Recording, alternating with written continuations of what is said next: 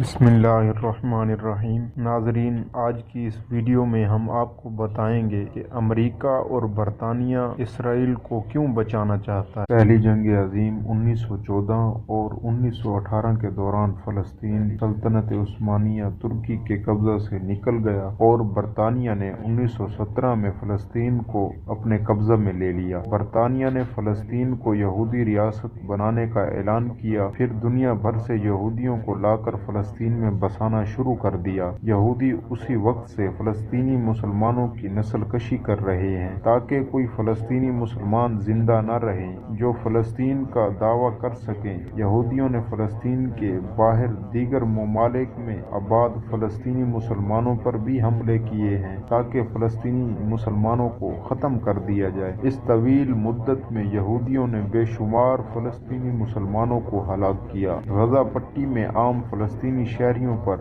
بمباری کا مقصد بھی فلسطینی مسلمانوں کی نسل کشی ہے۔ حماس پر حملے کا بہانہ کر کے اسرائیل فلسطینی مسلمانوں کی نسل کشی کر رہا ہے۔ اسرائیل اس کوشش میں ہے کہ بہت سے فلسطینی مسلمان ہلاک ہو جائیں اور باقی جو فلسطینی مسلمان زندہ رہیں وہ غزہ پٹی چھوڑ کر دیگر مسلم ملکوں میں پناہ گزین ہو جائیں۔ امریکہ اور برطانیہ دونوں اسرائیل کے ساتھ ہیں۔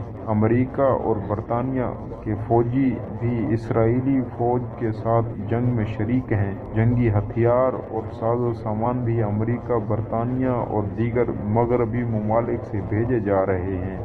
امریکہ اور اس کے اتحادی یوکرین جنگ میں روس سے ہار چکے ہیں، لہذا فلسطین کو تباہ و ویران کر کے اپنی فتح کا جھنڈا بلند کرنا چاہتے ہیں۔ فلسطینی مجاہدین زمینی جنگ میں اسرائیل کو زبردست نقصان پہنچا رہے ہیں۔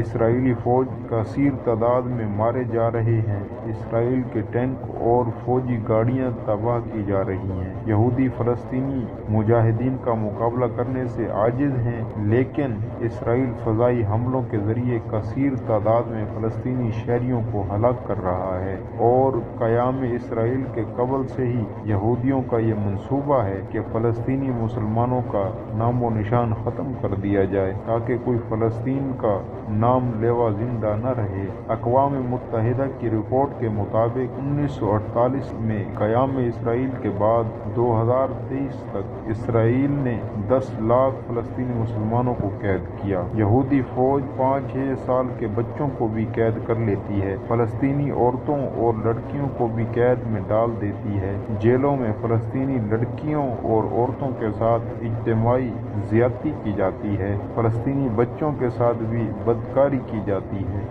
جیلوں میں فلسطینی مسلمانوں کے ساتھ وحشیانہ سلوک کیا جاتا ہے، ان کو بھوکا پیاسا رکھا جاتا ہے، سخت مار پیٹ کی جاتی ہے، چھوٹے بچوں کو بھی ہاتھ پاؤں توڑ دیے جاتے ہیں تاکہ کوئی ہمیشہ کے لیے اپاہج ہو جائیں۔ بہت سے فلسطینیوں کو جیل ہی میں گولی مار دی جاتی ہے۔ الغرض فلسطینی مسلمانوں کے ساتھ جانوروں سے بھی بدتر سلوک کیا جاتا ہے۔